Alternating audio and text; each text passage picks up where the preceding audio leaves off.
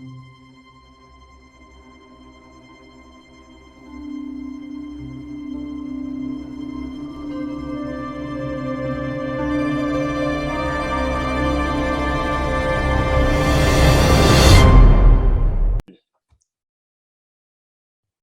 guys, welcome back to the Typical Skeptic Podcast. I have a familiar face on today, someone who's been a really great guest to the show, Nathan from the Voices of Orion Project.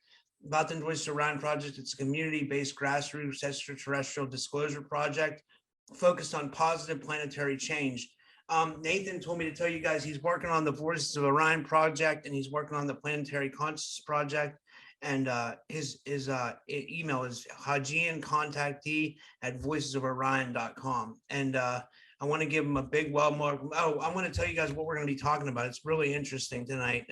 Nathan has a lot of good. We're going to be talking about Max Spears and Gerald Clark, who targeted them and why. A discussion of directed energy weapons, cell towers, mobile system satellites, to Draco ET-USA military lines, etheric implants, psychic bridges, and super soldier brain-computer interface, psychic warfare, AI thought forms that look like demons, psychic self-defense techniques, and his personal encounters, the elites attempt to stop the awakening, their brain chips, 6G, and an attempted digital hive mind, the coming big shift in how the dark side will no longer have the upper hand, the coming psychic war between starseed sleeper cells and the Draco USA military alliance, and the planetary conscious stimulation and stage war between light and darkness. So with all that said, I want to welcome to the show, Nathan. Thanks for coming back on. How are you? Thank you, Robert. After you read all that, I think we can wrap this up. So Anyway. I guess let's start with this. Like the one that everybody's going to be interested in is why Max Spears and Gerald Clark were targeted. You wanted to get into that, Right. I just wanted to say to everybody out there that I'm really impressed with Robert here. He works a full-time job and he literally does this, 40 hours a week, if not more. And you're doing 2 to 3 interviews a day after work. I do them on my days off, but you're right. I do a lot. I do. I try on my days off. I try to put a couple out. I try. Thanks. I appreciate it. Well, on behalf of the positive side of the ET presence, I just want to say, I just want to give you a sincere, heartfelt thank you for everything that you do. That feels good. Thanks. And for giving people like myself who have been ignored for years an opportunity to speak and be heard, because we're going through a situation where there's a lot of censorship and there's a lot of credentialism going on with a lot of these podcasters. If you don't have a book or a movie, they don't want to talk to you. So yeah, that's you represent the grassroots, and that's what I really appreciate, because that's the future. Otherwise, we're stuck in the past. I think so too, man. We got to evolve and come up with new things, right? Right. I just need to get a webcam that aims at my face so I don't look like I'm looking down all the time. But anyway, yeah.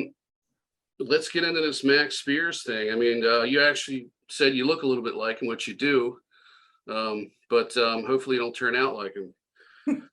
That's not even. I wasn't saying I didn't mean to. No, I don't want to. I feel bad for his situation. He's he was really knowledgeable about all of the areas of the phenomenon, right? Right. I'm not as knowledgeable about him as probably you are and some of your viewers, but I do know, because I do have friends that are in the community that have the ability to look into these things. And Max Spears, I believe, was someone who was talking about the super soldier program and a variety of other things that are interconnected with it. I don't know a whole lot about him. I want to focus more on Gerald Clark, but I just wanted to say, from what I do understand about Max Spears, is he was murdered by what you call nanites. He was reportedly threw up some type of a vile looking liquid. Black goo. Yeah. And this is a widespread problem in our community, because if you go back a long time ago, all the way back to the 40s after Roswell, when the government wanted to shut somebody up, they would do it through conventional means. They would just simply, shoot the person or make it look like a suicide and so forth. So, but now they have weapon systems where they can reach out and touch literally every one of us if they wanted to. And that's where we're going to getting into Gerald Clark. From what I understand from, the people that I know and from the extraterrestrial contact that I get, unfortunately, and I hate to say this, Gerald Clark was apparently murdered by directed energy weapon systems.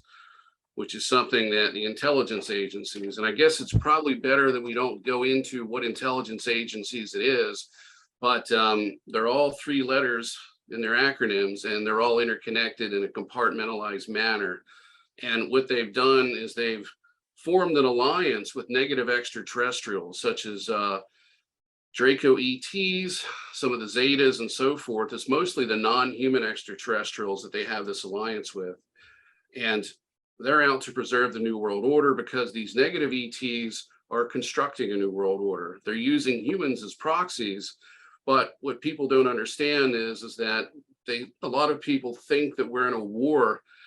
Actually, there's enemy factions of extraterrestrials waging a war with us, or actually using us to wage a war. But in fact, it's actually an engineered end time sort of scenario. It's kind of a LARP. It's like a live action role playing game. And I'm sort of like the monkey wrench that's thrown into, the sprocket. Here, I'm here to like shred the gears and actually get people to think and to see things in a different way. And I don't know how far we're going to get to that here, but we are in a planetary consciousness simulation, which limits us to the 5 senses. It also gives us amnesia, which is, and as a result of that, the ETs can essentially, create an Alice in Wonderland or like a Wizard of Oz type of reality for us, where they can make these things happen. They can create constructs, right? They can create physical constructs. Well, everything is consciousness. So I would say, if you're referring to constructs, it's going to be a consciousness type of construct. But yeah, it also is physical as well. And or they make it look like it's physical, right? They can make you look like you're in a spaceship when meanwhile you could still be in your bedroom, right? Or no? Well, actually, yeah. Those what I would call individual consciousness simulations. Sometimes they involve more than one person. It'll be a mutual consciousness simulation or a group consciousness simulation. You can literally be abducted in a non-physical manner, and they can adjust the experience to make it feel completely physical. And I've talked about this in the last show. I think it was maybe that or the one before that, where they could actually, I got a cat here in my mouth. They can actually stage an abduction, or it actually looks like you're on a spacecraft and you think you are, and then you invoke, say you're a theological mind, so you would invoke, the God of your choice, and then suddenly you're instantaneously right back at the point of abduction. Wow, that's strange.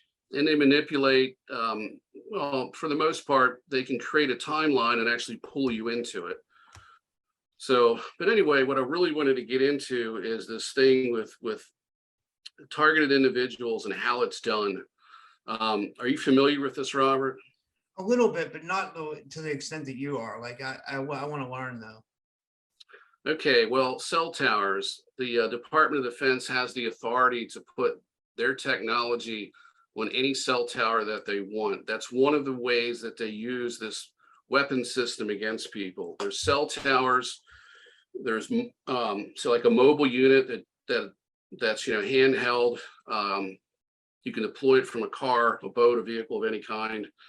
And then you have these radio towers, which were used during the Cold War. And actually, they're still functional, and it's a radio network that's designed for, if there's a war, then they would still have some type of communication for continuity of the government.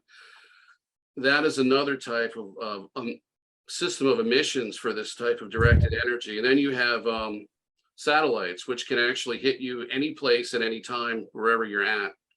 Would that be like considered voice to skull technology? How they can operate voice to skull technology? Yes, that can do voice to skull, that can do microwaves and a variety of other things.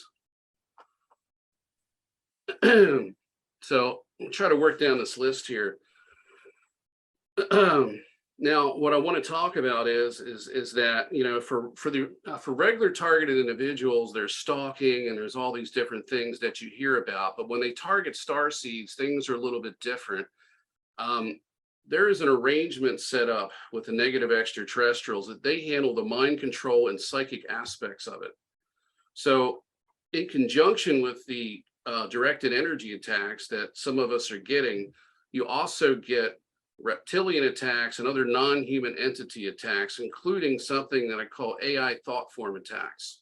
What I find interesting about these AI thought forms is that they look like entities from the Catholic mythology, which I honestly don't know if it's quite a mythology, because when you see these things in your own reality and you actually get attacked by them, you recognize them from, from this old artwork. And then you have to ask yourself, were they doing this back then, and what's the connection to it? And it also causes a lot of confusion, because if you're a theological minded person, you'll think you're dealing with demons and that they are working with the government, when in fact it's extraterrestrials masquerading as demons. I was going to ask you, would this be like what the Gnostics thought the archons were? Because well, yes. And what's interesting about that is that there's a group of Dracos within this consciousness simulation or augmented reality that are in charge of portraying themselves as the archons, and they're the ones carrying out these attacks for the most part. So the archons aren't anything but just Dracos. For the most part, but there's other reptilians in there as well, and there's also Zetas, little grays and stuff like that that'll attack. There's even been reports from a friend of mine that they were attacked by a gray human hybrid. I got questions though. I was thinking like there has to be levels on which ways they can attack, because if you look at just like regular mental health, there's someone who thinks that they might have just like voices in their head where they're hearing something that they know that isn't their thought, but then they still get something. A lot of people could think that's like your conscious talking to you, but it's not. It's like more of like an evil thought form. And then also there's a level where it goes way beyond that, where people are full-blown schizophrenic.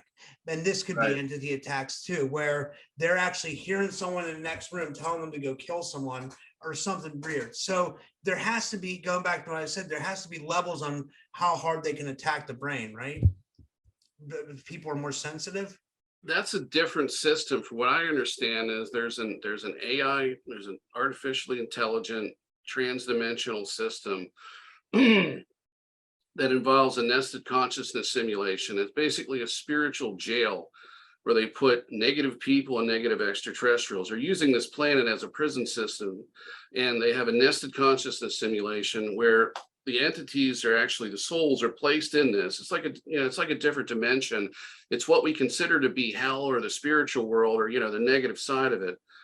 And I'm just learning this stuff. This is stuff that's actually came through in probably the last 2 years, which is a lot of this other stuff. Everything's really been coming in since about 2020. And what I understand about this is fairly vague, but what I understand is that they put these souls into this consciousness simulation, and then the AI manipulates their consciousness. There may even be an AI type of Lucifer type of entity that influences them as well. There's evidence to suggest that something like that is going on. The Farsight Institute remote viewed the Lucifer entity, and they couldn't nail it down to an individual or an actual person. It seemed to be more of an archetype, but that it was influential and had the ability to manifest itself as a person or as a force. It was kind of vague. So if you look at that and you think about it, it kind of fits into this type of scenario where you have an AI system influencing us. So now, as far as people with schizophrenia, because I know that was a Reese report that you're referring to, right? From InfoWars. Yeah. Actually, yeah, that's exactly what I was. Yeah, I started in InfoWars, but it made me like think about like a lot of people with mental health, and like how a lot of people are struggling with mental health. And I thought, well, is all mental health just entities? I mean, is that a possibility, or is it AI? Well, I think it's a combination of all of the above. I think when you're suffering from schizophrenia, it opens you up to this. And I think you become fair game at that point. You become an easy target. Okay. And I think that's what it has to do with. And it's, from what I understand, it's an AI system, but it also has to do with negative souls that are locked into a consciousness simulation that are manipulated and allowed to access this reality to a certain degree. And there's rules of engagement. I mean, for example,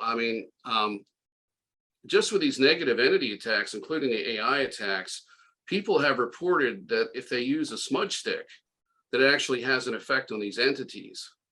Now, if you think about that, scientifically speaking, what does a smudge stick do? It's basically incense, it's sage, you're burning an herb. It's not going to do very much from a scientific point of view. But if you look at it from a different point of view, that we're under an AI system, an intelligent, fully intuitive AI system, where there's rules of engagement, then something like a smudge stick would actually be pretty effective if it was programmed in the system to be effective.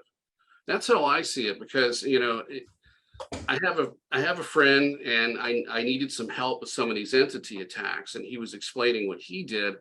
And he said that he used the smudge stick to weaken these AI entities. So if they're being weakened by a smudge stick, there's obviously rules of engagement, and we're in a kind of a programmed augmented reality is what I'm trying to describe here.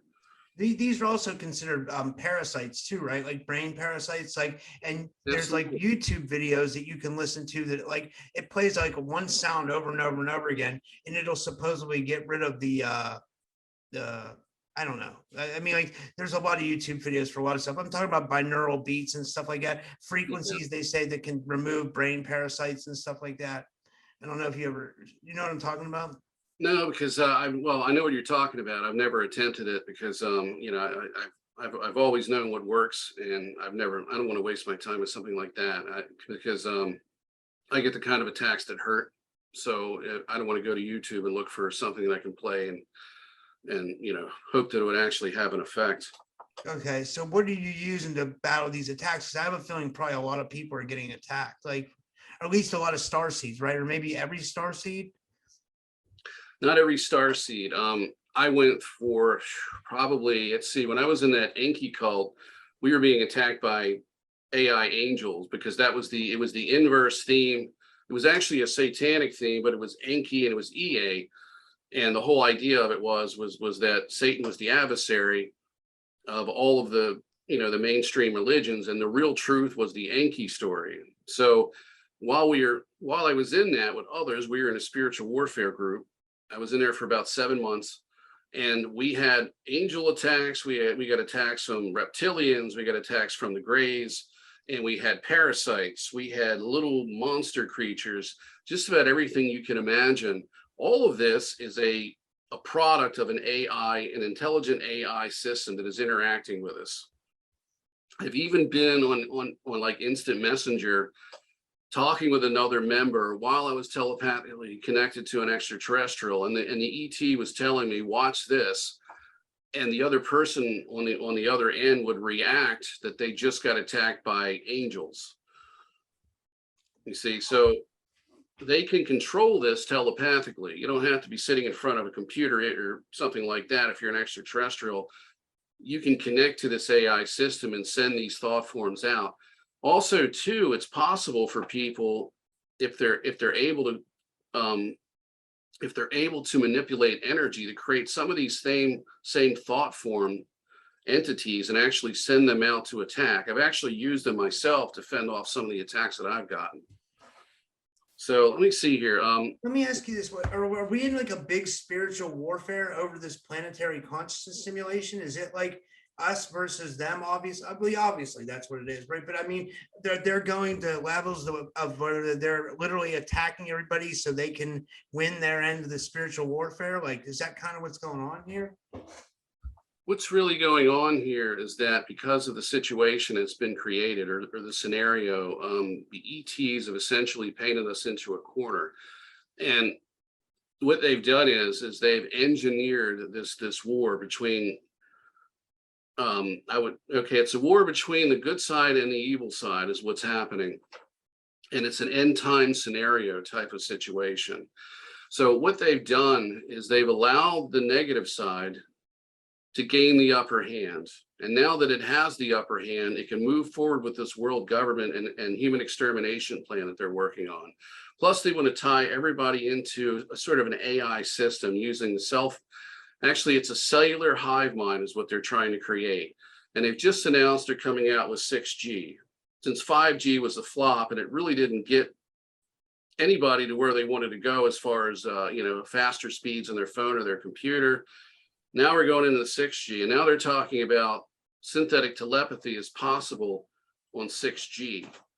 And the goal of the synthetic telepathy system is to essentially completely destroy the awakening, because if you can control people's minds with a brain chip implant, you have control. You can monitor thought, you can police people's thoughts, and you can arrest them for it. And you can also have physiological effects. So some of these effects that are happening with targeted individuals, the goal of the New World Order is to essentially create a system where if you don't listen, like say, Robert, they don't want you to do a podcast, or we're going to singe your nose hairs and zap the hell out of you. Or we're going to affect the way you think, and we're going to prevent you from even doing it in the first place. It's the mark of the beast system is really what it is. Wow. I never realized it was this insane. Like it's really the Wild West, right? I mean, it's like it's the ET Wild West. Like, well, everything I say, you can watch the World Economic Forum videos here on YouTube. They admit everything. They admit that they're going to tie us into a digital hive mind. They admit but they don't talk about is the extraterrestrial connection, and that's of course not. You and they won't ever talk about that, right? I mean, like we'll never get the truth as far as like what's really going on. We have to have people like yourself and other people like try to figure out, because like no matter what we do, we're always 3 steps behind. Like I don't, in this war, we're always behind, because they know more than us. They know more about our soul. They know more about consciousness. It's like a losing war. It's a losing war right now because it's engineered to be a losing war at the moment. Things are going to be changing. There's a shift coming. The negative side has had the upper hand for quite a long time. And in order to stage this end time scenario, they had to give the negative side the upper hand for a period of time to build the infrastructure, to set the stage for this conflict that's taking place. And it's going to be a long-term one, probably a few decades long. And we're in it. We're on the, I guess you could call this the event horizon. We're getting ready to go into the black hole soon. And things are really starting to heat up. And that's the reason why all of this information is coming out and people are waking up. Now, let's just get back to, I'm going to get back to the start of this. I want to explain one thing about Gerald Clark that needs to be said that I didn't cover when we first started talking about this. The reason why Gerald Clark was a target was because he was a very influential starseed. And what he did, he studied the Sumerian mythos, and he was tying that in with the New World Order. But the most important thing is, it isn't that he tied it in with the New World Order. It's the fact that the extraterrestrial presence is using this Anunnaki story as a wake-up call for the starseeds. Because what it does is, and this is the most important aspect of this, and everybody needs to heed what I'm saying or hear what I'm saying, is that the Anunnaki story is the single most powerful deprogramming tool for mainstream religions, isn't it? Is it not, or is it? Well, let me tell you, you're exactly right, because that was my wake up in 2016. I was always into ancient history. I was just browsing the internet because I was bored. I ran into a video by Matthew LaCroix, The Battle of the Eagle and the Serpent. It's about Enlil and Enki, and I just that was it. And I started going down rabbit holes. So I totally agree that the Anunnaki is probably one of the best deprogramming stories, because that got me where I am right now. Yeah, it's actually part of the master plan for the positive ET side of this, because I was in a sort of a satanic cult, really. It's just, it's psychological camouflage. It was really an Enki EA cult. And the exact same thing happened to me. I was pulled into this website, and the website exposed mainstream religion, but it gave this alternative story of the Anunnaki, which made perfect sense because I was subconsciously, psychically programmed to go into this group. Once I got in there, I was networked with other people, other contactees. I actually met one of my family members, one of my Hajian family members there, and I met a lot of other people, and we were all really there for the same reason. And we were pulled in by this Anunnaki story. So this is the great, I would say this is the single most powerful tool of the Great Awakening that I have seen in my lifetime of 48 years. Because I got into this back when I was 14. I started to wake up about that point in time, and I started doing research. And back then there was no internet. You had 2 UFO magazines, and I would go into the back of those, and I would look up all the classified ads and order all the books that I could from Interlight Publishing Company. Wow, that's so cool. And I still have some of those. If I actually find those, Rob, if I happen to find the ones that I wanted to give you, I'll send them to you at some point. See me, I would say I to woke my up in house. 2000, I would say I woke up in 2016, but I was an Art Bell fan when I was a kid. So I think it was always there for me as well. You know what I mean? Like, or not when I was a kid, but when I was young, I was an Art Bell fan. So I think we Starseeds were always into it, right? At some point, or I mean, I don't know. Not always into it, but I think all of us found our own little awakening, right? You mean with the Anunnaki story? Or with anything, like in general. I think Oh Art yeah, Bell yeah. did a lot of it, like that was like a seed planted, maybe. I don't know. Like for me, I think it definitely was. Like it, I don't Right. know. What I think you do know, you just don't want to be very you want me to say it, I guess, but what's going on is that the majority of these researchers are star seeds themselves. And I don't know, I can't say anything about Art Bell or some of these other people like George Norrie, but I can tell you that they play an integrated part in everything that's taking place. This awakening has been engineered at a subconscious level, and they've been incarnating a lot of people here to carry out specific missions for social engineering purposes. So Art Bell, George Norrie, all of these researchers, the entire community itself is one big social engineering tool for the extraterrestrial presence. And at the heart of that was, Gerald Clark, Zachariah Sitchin, and other people who do research with the Sumerian clay tablets, because that is the key to our awakening. That's the trigger point for a lot of us. Now, usually leading up to that, a lot of us will have lucid dreams, flying dreams, dreams where we have telekinesis. We'll have paranormal experiences with ghosts. We may have telepathic contact, and we may think it's angels. I had that as well. In fact, the ET contact that I had before, I would say probably before age 30, I was very suspicious that I thought it was angels at first, but then my intuition was telling me it was something else. And I remember standing in a local park, and I was being witnessed to by this kid on a bicycle. I was probably like 13 or 14 years old. And he asked me if I had accepted, Jesus Christ. And I felt pressure to say yes. And I said yes, but then this inner voice, and I actually heard a voice that said, that's not for you, that's for them. And I had plenty of these experiences over the course of my life. They led me to follow this information. So when I reached about age 14, actually, I really started looking into UFOs and Sasquatch and stuff like that, and, Loch Ness Monster, right around 6 or 7 years of age. Wow. Because we had some stuff in the house. I had a book. It's called Strange Stories and Amazing Facts, and I read that book from literally cover to cover. I scoured everything. I didn't read it, directly from cover to cover, but I skimmed through it and I read just about everything that was in it at some point or another. But I was really attracted to was two main things. It was Egypt and the UFOs. Sasquatch and stuff like that was probably third. So it's been a long awakening process for me. When I hit my 30s, that's when I started to have open contact. And it wasn't until I got to around 2005, late 2005, 2006, that's when the real telepathic contact started. So it's a process for all of us, and we all have our own personal story. But the reason why, like I said, the reason why they wanted to get rid of Gerald Clark was pretty much straightforward. He was an influential person, and he was talking about probably the greatest awakening tool that the extraterrestrials have pretty much ever developed. And that is the Anunnaki story. I don't think it's a good idea to take it literally. I think it's a good idea to look at it as a theological story that has truth in it, but not to get wrapped up in the actual story itself and try to overdo it, because there's much more important things to worry about. We need to look at it as an awakening tool and then go from there. It's fine to reminisce about it, but we've got much more important things to worry about. And I think that we need to start moving into those areas and instead of staying there. And I think a lot of people are still stuck there. Yeah.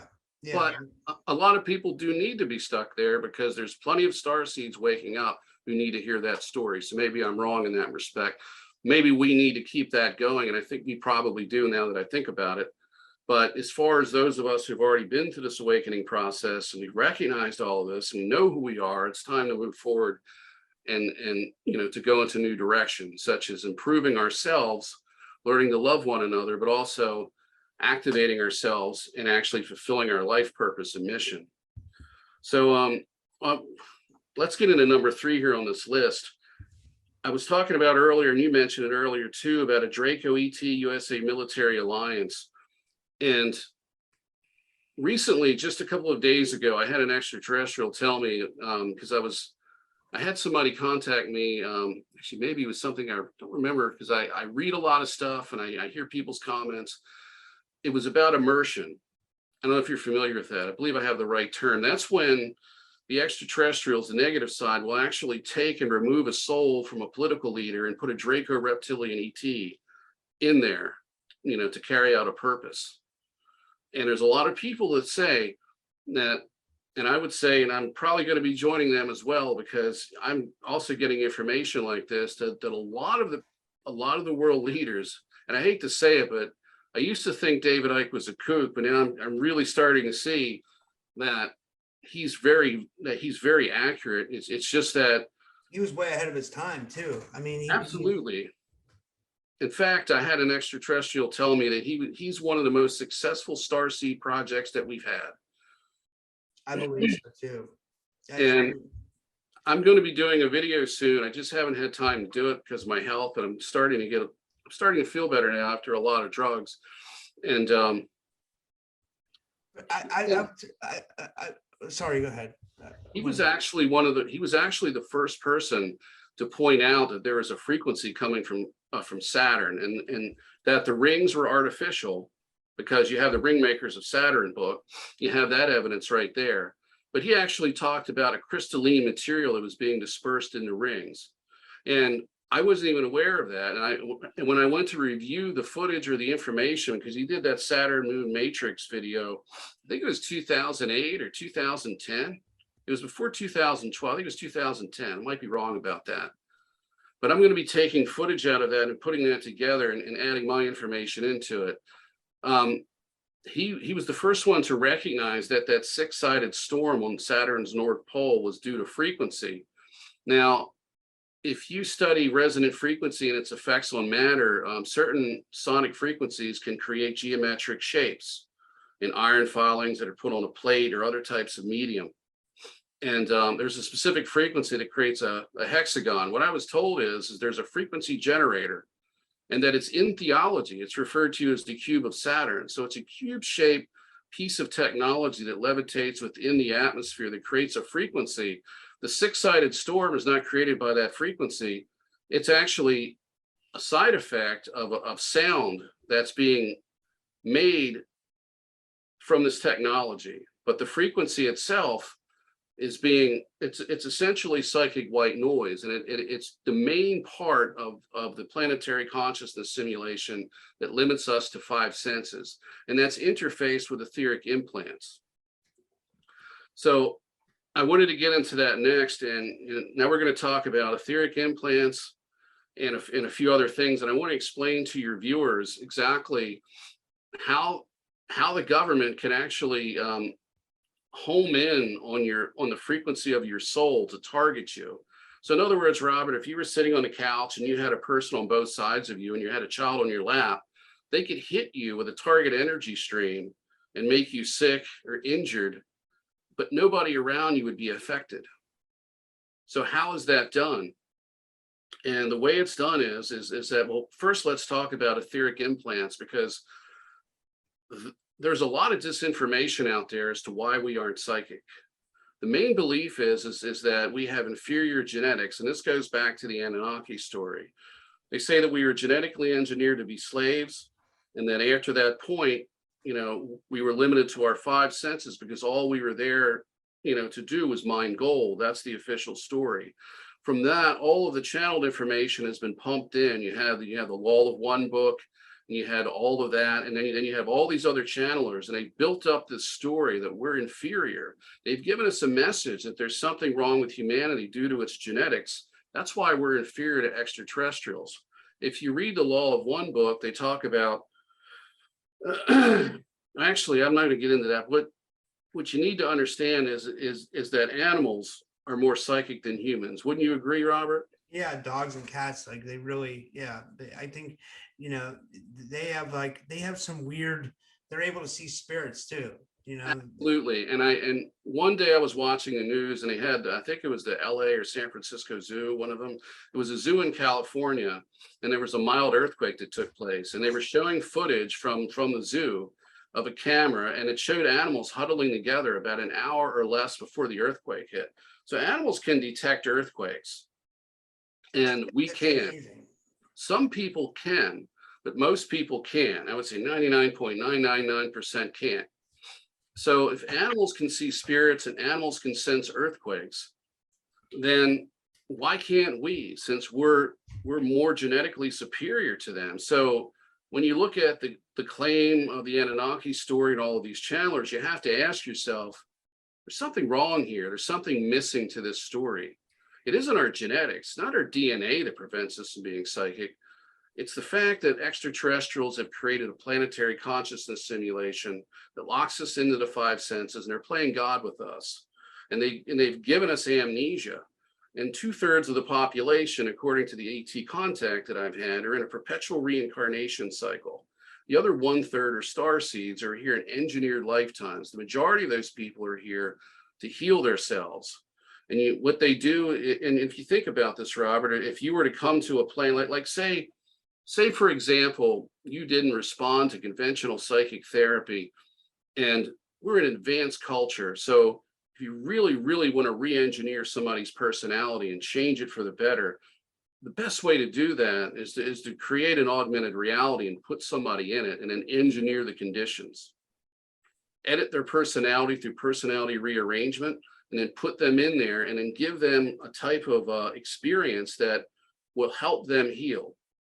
And that's a lot. I mean, that's really what we get a lot in our awakening is we have these spirit guides that help us along in our life. They give us advice and so forth. And unless you've dealt with what I've dealt with, where you have spirit guides that aren't exactly telling you the truth and are acting maliciously, if you don't have that, you're going to get somebody that's actually going to help you. So that's part of this experience for a lot of us. A lot of people don't get the spirit guide contact. They may get a type of theological angel contact and so forth. Are you okay?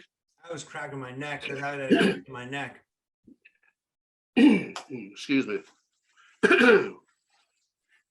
Anyway, so I was just concerned about you. I thought you got possessed by the devil there for a second. No, I was okay. I was thinking about last night. I was like, oh, I'm not going to talk about this now, but I was thinking about last night. I was like, man, I've had a kink in my neck since last night, and I started like getting that, and I was able to crack it. I was able to get it right out. Like that really felt. Anyway, sorry. Go ahead. You can continue. All right.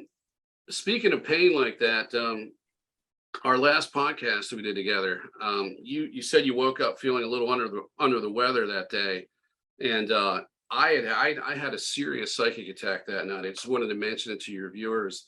That night after we got done around 9 o'clock or so. I think we talked to about 9:20 or 9:30, and then I kind of hung around here in this little office area I got for several hours. Then I went to bed. For about 2 hours, I had a severe ankle cramp where my toes were literally pointing at my chin. That went on for about 2 hours. And then I fell asleep, and I woke up 3 hours later, and I couldn't get back to sleep because I felt like somebody beat me up with a nightstick. That was the first really serious psychic attack that I've ever had. I've been pretty much sheltered and protected up to that point. I was sore for 3 days. My whole upper body was, and to the point where it hurt to breathe, and I couldn't take a full breath of air for about 2 days. How were you that day? What did you know. I haven't had any problems really. I mean, like sometimes I do, like just weird stuff though, like stuff that's not even really explainable. You know what I mean? Like so, but for the most part, I don't get bothered, right? At least not till not lately, you know. Or not yet. Yeah. When this thing heats up, you probably will. Anyway, I want to get back to the etheric implant concept here. You have the psychic white noise generator coming from Saturn. Actually, it's a psychic white noise being emitted by the planet Saturn and technology inside it. You've got technology on the moon, you've got technology on Mars that helps to modulate the signal. But you also have a shield in the Van Allen belt that's actually been transformed. Instead of a magnetosphere, it's not only that, but it's actually a type of It's a type of system that keeps the souls in from escaping the planet. Farsight Institute remote viewed that. They saw holes in it, and if you know anything about the magnetosphere, there'll be holes that open and close. But on the drawings that they did, the North and South Pole had two large entrances or two large exits, depending on how you look at it. Outside of that, if you read the book by Truman Cash, where there's two books, there's The Eye of Ra and The Programming of the Planet, he talks about soul traps. I've discussed this with extraterrestrials. Yes, there's soul traps. If you try to go through these holes in the magnetosphere, you're going to be trapped into a system. Basically, you're going to be trapped. You're not going to get out. People think that they can escape the matrix, but if you look at the world's population, of course, that can be enhanced by starseeds coming here. But for the most part, the main portion of the human population that's trapped here is not getting out. And you would literally have to be outside of this consciousness simulation, outside of this magnetosphere shielding type of system before you can take off and go about your business and not be affected by it. The people that do websites and claim that they've got an idea on how to get out of this matrix, well, my question to them is why are you still here? If that's the case, if you know how to get out. So anyway, we have etheric implants. The etheric implants are attached to us. What they do is they prevent us from being psychic. They lock us into the five senses. They also give us amnesia. They work in conjunction with the signal from Saturn. But there are people out there, Robert, who can program an etheric implant. They may not think it's an etheric implant. They think it's a block, and you can pay people for this, and some people do it for free. It's what I call etheric implant reprogramming. And I'm gonna lead into this and get into the psychic super soldier stuff in a moment. So that's where I'm headed with it. The government knows that there's a great awakening taking place, and they're using the NSA to monitor everything that takes place on the World Wide Web. So your emails, everything, your phone calls, everything is going into these big giant server farms where an AI system picks through it and flags certain things that are said. That then goes into essentially a large group of people who sort through this information, and they begin to look for people who would be persons of interest.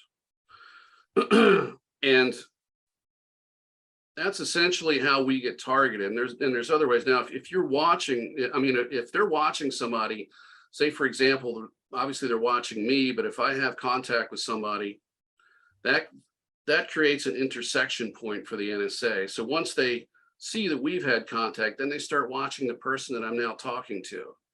And this is actually what kind of led me to be a targeted individual for the most part. I contacted Rex Bear. Rex Bear was being used as an information hub where they were monitoring everything he was doing, like they do with all the researchers and podcasters, even yourself. They're going to monitor your email. So when your guests or new people come and they contact you, they're going to go on a list. They're going to be scrutinized. So then it led to that. And then I met somebody that was a targeted individual. And then I got myself into a situation voluntarily, which is part of my life mission, that put me in a situation where I was then subject to being targeted with directed energy myself, as well as these Archon attacks. But anyway, getting back to the Draco U.S. Military Alliance, they have treaties with Dracos and negative extraterrestrials. The entire thing is to engineer this whole end time scenario. And the etheric implants, now, psychics can reprogram an etheric implant, and the U.S. military can do the exact same thing, and they're being chaperoned by negative extraterrestrials, playing a negative role in this whole scenario. So then the way they target people, for example, this is all they have to do. Now, have you ever had psychic work done, Robert, where you have like soul work done, and somebody were to say, for example, if you wanted to get a soul reading, a lot of psychics will ask you to send a picture of yourself. Have you ever done that? Yeah, I've done that. Okay, the reason they need a psychic picture is to create a bridge between you and them. Those who aren't as skilled will need a picture. They'll need something tangible. They need to meet you in person, preferably, or at least over the phone, and they prefer to get a picture so they have something to look at. That creates a psychic bridge. More adept people can simply go by a social media post or an email and then create a psychic bridge that way. What the NSA does is they collect this information. This information is then given to a compartmentalized program where psychic super soldiers, and these are people that have been enhanced, the reptilians have shown them how to reprogram an etheric implant, and now they can do it themselves, because if everyday psychics that are advertising services on the internet can do this to a certain degree, you can bet your rear end that those in these secret projects can do it at a much higher level because they're working directly with negative extraterrestrials.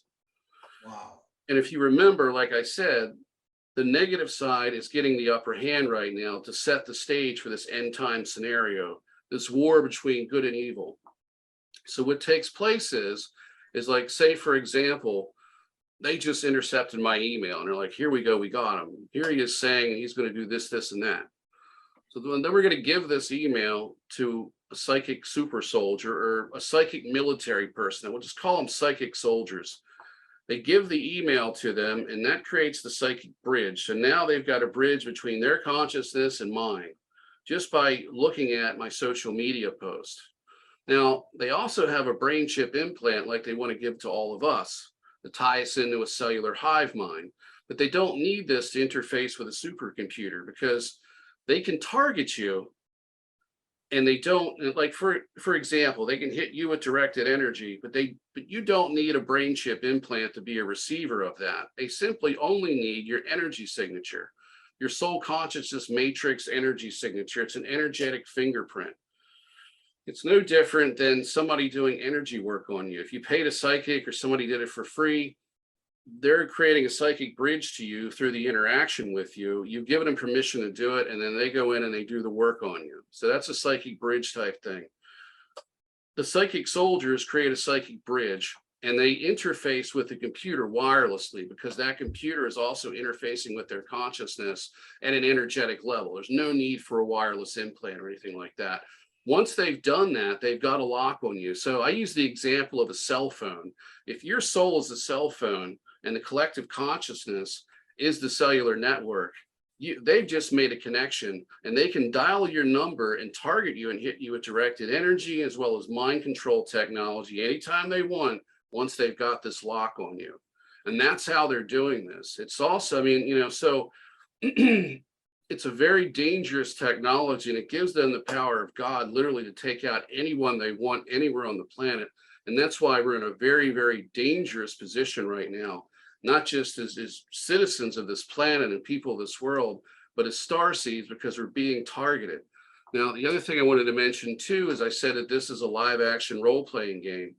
And what I mean by that is that this is an engineered war between good and evil. So there's rules of engagement. And if you think about this, there's a weak spot here.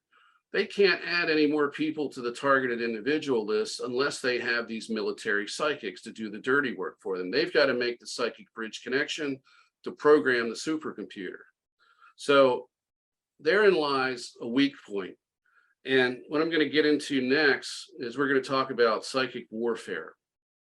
The reason why the government is so concerned about starseeds is they're not worried about people reading tarot cards and doing soul readings and talking about the Galactic Federation of Light and making videos. And they keep an eye on those people, but those aren't the people they're really after. They're after these sleeper cells. And what sleeper cells are, well, first let me explain to you, if you have a scenario like I'm describing, where the government has extremely high technology, transdimensional technology, and they're abusing it to no end, and they're abusing it because they're being chaperoned and controlled and manipulated by negative extraterrestrials who are playing the negative side of this live action role-playing game. So you have this scenario where the people, the citizens of each country, are outgunned. They can't defeat the system. And you could take it to the streets and you could have major upheavals. And we're seeing that now because people are becoming more intuitive. That's due to the reduction of the planetary consciousness simulation frequency. People are becoming more intuitive as a result, so they can actually turn down the psychic white noise and create a great awakening through an interactive AI transdimensional system.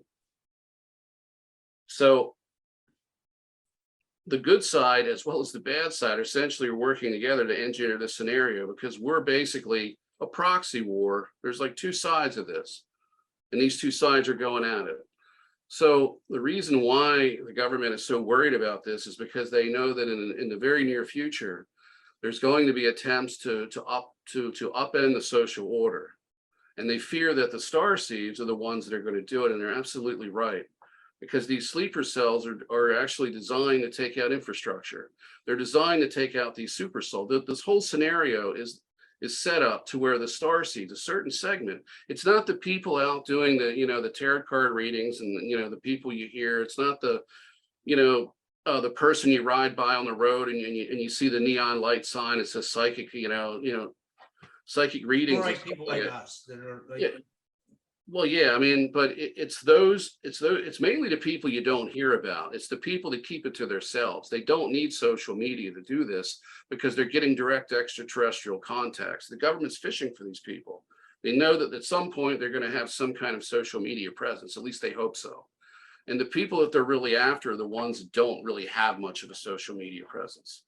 Those are the ones they're fishing for these people because they know at some point that that there's weak spots in their armor. For example, if you had star seeds coming together under the tutelage of their guides, their ET contacts that had their etheric implants reprogrammed to the point where they could become psychic assassins, they could take out these super soldiers effortlessly. They don't, because like I said, there's rules of engagement here. The goal is to create a completely the goal is to create an unequal type of struggle where the dark side has an extreme advantage going into this, but then there's a big shift that takes place. And then that's when the spiritual or psychic war really heats up. That's why the government is targeting people, or had targeted Max Spears, Gerald Clark, myself, and many other people, because they go after the influential ones first, because they know that they're the ones that are going to point in whatever direction the other people need to go. Because you could you could be one of these sleeper cell members and never make a post on YouTube and never really use social media. You just watch anonymously, you just watch videos. Okay. They may get you through that, but that's going to be low priority. But anyway, that's the big thing that's actually heating up right now. There's literally people that are sitting around waiting. And if you read that book called The Threat, you know what I'm talking about? By David Jacobs? Yes. Yeah, it's a great book. Yes, it is. It's an excellent book. If I got to itchy nose, if you read that book, there's a lot of the abductees talk about a coming change that's happening, a paradigm shift. And that's what the premise of the book is. So when I remember, it's the threat, because he thought that the extraterrestrials were actually going to stage an invasion. Yeah, but that's not what they were doing. Well, the ETs have already taken over. They actually genetically engineered us, so they don't need to take over. The problem is the negative side is taken over in this consciousness simulation. So now the positive side has to make its move next. So when these people talk about, I remember one part of the book where an abductee was shown a screen, and they were shown people being sent here and doing things, and he asked the abductee, like, what are they going to have you do? And it's like, I really don't know what it is, but there's going to be an event in the future that I have to take part in, and I have to aid people. And I think I remember the person saying that they were going to be aiding people. They were helping people go and like either reach safe houses or go in the right direction. It's something to do with directing people. It could be essentially a social influencer role. It's hard to say, but in that book, there's this premise that there's this future event that's going to take place, and the extraterrestrials are going to be using the abductees, most of which are star seeds. So this information is kind of out there, but you have to know what you're looking at. There is a paradigm shift coming, and the intelligence agencies know about it because they're dealing directly with the Dracos, and the Dracos know about it. Now, you had a question about, and I'm not going to give all the information out, but let's just say there's a person that is working in social media, and they're being targeted, but they're very small. They don't have a large following. So why would somebody who's seemingly insignificant be targeted versus somebody with a big following? It really has to do with what their soul mission is, what their life mission is. The Dracos can look into that person. They can even look into the future, and they can look into that person's soul and find out exactly why they're here. If their soul mission is to do something influential, either in the present or the future, they're going to have a higher priority over somebody that has a big following but has no future. It's just going to be somebody who's just going to be doing interviews and working within, the paranormal field. So you're saying that's when they start targeting people early because they see this beforehand, something that we might not even know. Like they might not, the person might not even know what kind of impact they're going to have yet, but the Dragos already know. Exactly, and other ETs as well, and they're communicating this information to the government, and usually they're not going to be targeted by directed energy weapons until things get, until things start to develop down the road, but they will get the psychic attacks. And I've talked to other contactees that are literally they're not really doing anything. They're just awakening and trying to figure out who they are, what their purpose is, but they're getting physical attacks. They're getting scratched. They're getting marks on their body. They're having minor injuries. They're getting psychic attacks. A whole. Do you think this could be like them opening up themselves to the paranormal? Because even though you're waking up, you're also opening yourself up to other things. Do you think that, because I think the government plays a lot too, but I think the paranormal still exists too. I don't know what it is, but I don't, like what I'm talking about is like demons, cryptids, all that stuff. Like, what do you, what does that have to do with all this? Like, have you looked into that? I've asked extraterrestrials. I've had various contacts over the years. I've asked them about this. What you have to remember is we're in an augmented reality, so they control all of that. It's a closed loop system, so they can add the cryptids in, they can add the portals in, they can do all of that stuff. It's alien stagecraft. Yeah. So everything that we're experiencing is a product of an augmented reality that they've designed for us. So that's what now the reason why people have problems when they get into the occult is because there's a type of system in place that deters people from taking that path, and that's really all it is. I would say the best way to describe this is to look at that movie, the Truman Show. Have you seen it? Yes, it's great. It's a Jim Carrey. Yeah. Right. It's a really great movie because right at the end, he hears this voice. It's supposed to be God talking to him. It's like, Truman, don't continue to go. He's floating on this boat and he's going to the end of the dome. It's like this giant pool. And there's a big concrete wall that's got the skyline or the horizon painted on it. And he realizes, hey, there's a set of stairs there and there's a doorway. I'm in some kind of artificial construct. I'm in an augmented reality. They're like, Truman, don't do this. And he gets up and he walks up the stairs and he goes into the main control room where his dad is in there. He's been using him to do all this stuff to make this show. And he's been horribly exploited. Well, that voice is essentially what I'm talking about. It's a deterrent mechanism. So if you got into the occult or you started to get, I'm not even say the occult, but you just started to get into the psychic side of things, there's going to be mechanisms there in the AI system that prevent you from doing it or attempt to prevent you from doing it. Wow. So, you have to kind of look at this from, we're in a real live Truman Show. We're all in it. Every one of us is a Truman, and we're here and we're trying to figure out what's going on. We're seeing these little clues. And that's kind of the premise of the movie. He keeps finding these clues. And it's like, that's like a glitch in the matrix. What is that? Well, that happens all the time, right? I get glitches in the matrix all the time here, like, and effects. I get them. I know for certain that we're in a matrix. And I'll tell you who else has a great channel. Jason, who does Archaix, Archaix. mm-hmm. He's done a lot of research on ancient history and the fact that we're in a simulation too. But I'm sorry, I digress. Well, how far?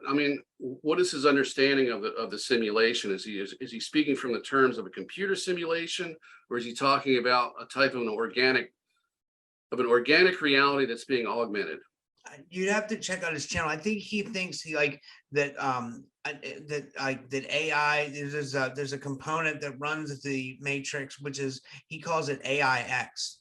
Okay, but he never really says who is controlling this matrix. That's what or maybe I haven't got into his material good enough yet, but I gotta study more. But it's hard for me to see, for me being a host, it's hard for me to get into this and that and this and watch the far side.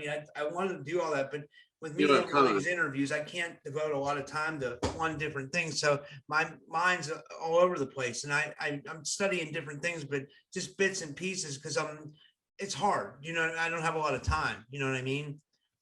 Well, you do have a decided advantage. You're talking to a lot of the people that are deep into it. You're talking to experts, researchers, experiencers. So you're getting it all that way. The problem is that everybody's all over the board with this. Yeah. We're Yeah. in I the agree. beginning of the awakening process. Now, there are people that are more advanced and are more awake than others that have been through more unusual things and so forth. And that's what I would be talking about, the sleeper cell type people, because when I began to meet these types of people, all of them were aware that we were in a type of a consciousness simulation. They all knew it wasn't an AI system, or maybe not an AI, but it is AI to some degree, but it's not a computer simulation. And everything that we're going through right now as a people, as a global community, when it comes to the general awakening process, is being programmed in subconsciously through certain people. The introduction of the computer simulation concept is simply a stepping stone to the final realization that we're in an augmented reality. It's not a computer simulation. There is a God or a source consciousness here that's generating all of this. And we're simply thoughts in a never-ending story of an infinite mind. That's the simulation. If you want to talk about simulations, and you can say, okay, well, in the beginning, there was one infinite mind. And now there's many minds. So what happened was that infinite mind went from the singularity to the plurality. It wanted to experience itself, right? Or To experience all of us. Yeah. To all of us and everything. So everything has a certain degree of consciousness, whether it be a rock, a grain of sand, a planet, a moon, a star, just the fabric of reality. It's all pure consciousness. And the illusion is that we're physically here and that we are independent of one another. And that's really the big lie within this simulation here, because we're in an augmented reality or simulation within a simulation. So you have the master simulation, which is the creation, which is the like I said, it's an infinite mind that's shining through everyone. It's shining through many, and it's experiencing itself through all of us. This is how it creates homeostasis, because if you can imagine, you're in a dark void and the only time you see light is when you have a thought and you're by yourself. What's the next thing that you're going to do? Because you're going to be pretty miserable. So you're going to create everything. You're going to have ideas, and you're going to have thoughts and concepts, and these are going to grow exponentially and in complexity. And that's the creation itself. We're thoughts in a never-ending story, which gives us tremendous ability to do anything that we want, because the imagination is the only limitation. We just have to get out of this simulation, this augmented reality we're in, to experience the universe as it truly is. And what I wanted to say is for people who are struggling with understanding what it's like outside of this simulation, or what it's like to be an extraterrestrial, the best way to do this, if you're a Christian, a Muslim, or a Jew, or you have any type of spirituality, whatever it is, you have a concept of the afterlife. And I would say, if you take that concept and you apply that to what's outside of this planetary consciousness simulation, it's going to be a close match. Because outside of this, tremendous, amazing things are possible, because we're just consciousness. We're simply conscious energy. And that gives us pretty much limited, it just gives us unlimited possibilities. But when we're in this reality here, it's five senses and we're locked into it. It's a very miserable place to be. And one of the worst aspects of this is that we can't govern ourselves, because we don't have that telepathic connection to police the government. And that's also what makes, because the ETs can play God over us, but at the same time, the government can too. It's kind of like it's like being in a prison where the warden is the ETs, but the prison gang is ruling over the cell block, and we're the inmates. So the prison gang is the governments, the people in government. And now we find out that a lot of these people are sick. They're very, very sick, and some of them don't even have a human soul in their body, which is something I thought that I'd never say, because I used to think that David Icke and others would look at these people and say, wow, they're so evil, they can't be human. Well, honestly, to be able to do the types of things that these people do, you either have to be non-human where if you have to reach the point of being evil, that you're really no longer considered a human being by most standards. Yeah. So let's see what we got here. Let's talk about some psychic warfare. Are you interested in talking about that? Yeah, that's fine. Okay. After I started getting attacked, what they did is they gave me some upgrades. And the problem was they didn't show me how to use them. And what I noticed is that I was able to do things spontaneously because I'm fused with my higher self under a controlled state of consciousness. So my higher self can communicate with me either as a second person, like an extraterrestrial. It's like the same type of contact, but it's actually that other part of me. And we share the same personality. The only main difference is the memories. And in that part, because my higher self is female, so that part of me is more feminine than I am. But what I noticed is that I was able to do things without anybody telling me that I could do it. So I'll give you an example of one of the attacks that I had just recently. It was the last major psychic attack that I had. I was sitting in this very chair and I seen this black blob float past my chair. It was about a foot off the floor and it went just past my left leg and around my back. I was having a telepathic communication with an extraterrestrial, and it was somebody I hadn't met yet, and somebody I didn't know. I just met them. And I said, what was it? I thought it was a floater in my eye because I had seen it about a week or two before when I was editing a video. And you got to remember, just to give you an idea what it is, I'm sitting in a basement. I've got an unfinished basement, unfinished wall behind this. And this is a sheet of like synthetic fabric. And I got these little stands set up in the background. It's not computer generated.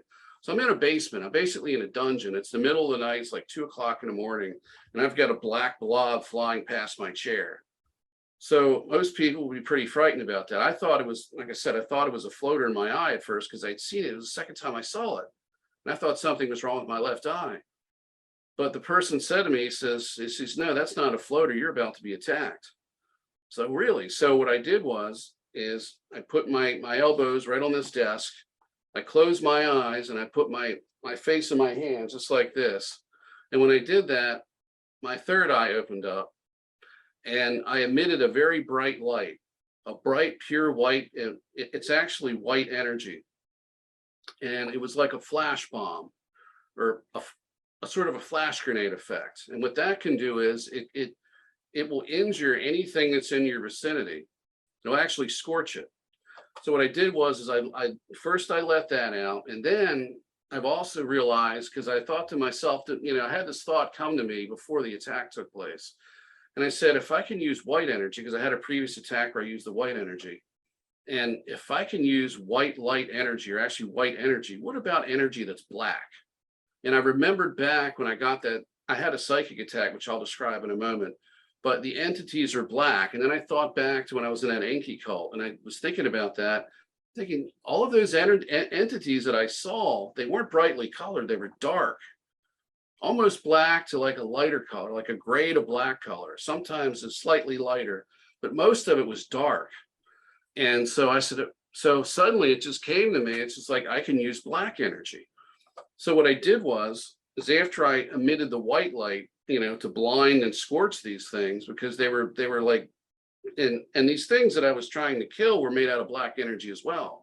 So what I did is I emitted this black energy. I programmed the energy, all the energy that's ambient within my soul and my environment. I programmed it to be black simply by willing it. And then I created a lattice, or like a matrix of all these tentacles, like roots of a tree, but they were black. And I created this lattice work that spread out in a zone around me as far as it actually had to go, because in your mind's eye, you kind of see a zone around you, and you have this zone that you can sense in a lot of cases. I filled it with this lattice work, and everything that was creeping around me was locked into the lattice work. And then I violently torqued the lattice work where it actually ruptured. And it ruptured into thousands of pieces. And then I programmed the pieces to turn into these little nasty little creatures to kill and run off anything else that the lattice work missed. And I had the ET was here with me, and I said, what did you think of that? He says, that was nasty. And I said, what do you mean? And he said, if there was blood and guts in these entities, it would have showered everything. because it ripped them to pieces. So that was an interesting technique, and all that simply came out of my higher self. I had another incident prior to that, and what I wanted to mention in my last interview, I talked about being attacked by council members. I just had an ET yesterday tell me that you're being attacked by Orion council members. So it's the councils of Orion. And what I've been shown, Robert, it's a bit different. It's going to be controversial. In the beginning, when I started getting open contact, I never really asked if they were part of the Galactic Federation or anything like that. It wasn't until I got kind of closer to doing the social media project that I wanted to define what they were.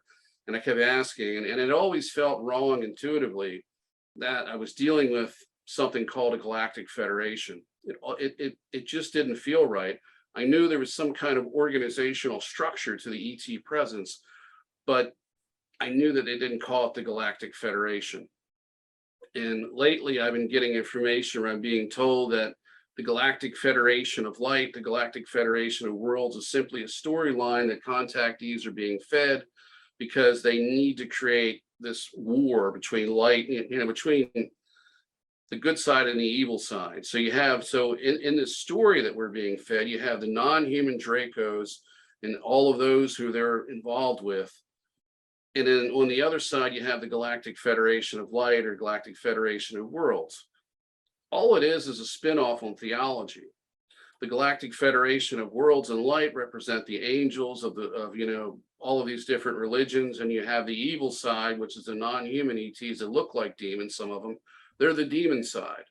So really what we've got here is essentially an upgraded 2.0 science fiction version of the end times of, the Bible. It's the Christian religion upgraded to Star Trek. It's like Star Trek infused with Christianity. So, and then we have the secret space program and all these other things taking place. But there are contactees coming out now that are beginning to talk about that we don't have an actual Galactic Federation. What we have is, I would say the best way to describe this is I can't think of the terminology. I'm actually drawing a blank here. It's not diversified, it's not compartmentalized. Can you help me here, Robert? Cryptocurrency is Bitcoin?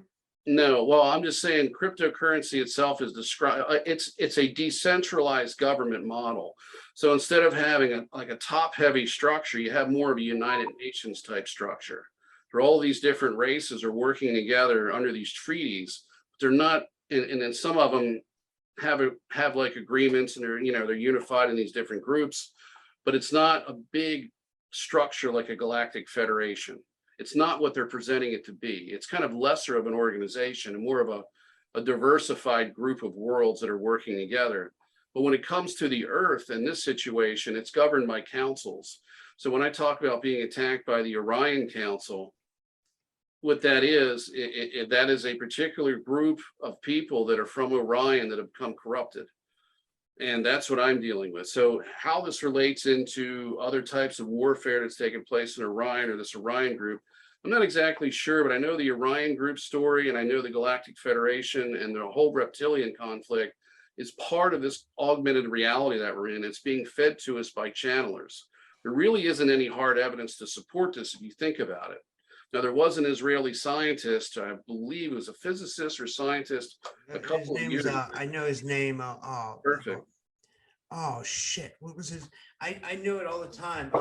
I can't pronounce it. Chaim Ashed was his name. Okay. He came out and said that the U.S. was working with the Galactic Federation and that there were aliens on Mars, and he wrote a book about it. Right, but he also said that Trump had direct knowledge of this. Now, there's a lot of us in the Starseed community that recognize that the whole situation with Trump was an engineered situation. You have a Starseed who is Donald Trump put into a situation to make a lot of positive change and to more or less wake people up. He did more to wake people up than he did to create positive change. And that was a wake-up call, because once they put an outsider in, they saw all of the forces that people previously trusted converging to get rid of this man. And then you can see how the entire system is corrupted, because now there's somebody in there that's not one of their own. So he was a wake-up call for the world. So I would say, besides for maybe Zachariah Sitchin or Gerald Clark, I'd say Donald Trump was probably, as far as the whole global population, was the single person that has woke more people up than anybody else to the corruption that we're dealing with. But did Donald Trump know about the extraterrestrial presence? And would the government that's keeping it secret and trying to remove him, give him their biggest secret?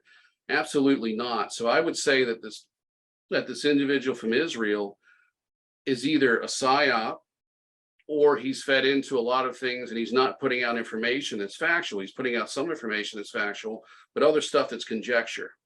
So to assume that Donald Trump knows the entire secret of what's going on is ridiculous, because they wouldn't give this man that information. They've never given the president's information. I mean, right. People don't like the Clintons, and I understand why. I'm not going to, I'm not going to talk about them, but I do know that, but for some reason, Bill Clinton was really interested in what was going on with Roswell, and he tried to find out the truth about Roswell, and he could not find out anything. They would not give him any information. I think, Obama, no, I don't think Obama looked into it, but I know Clinton looked into Roswell. I know that for sure.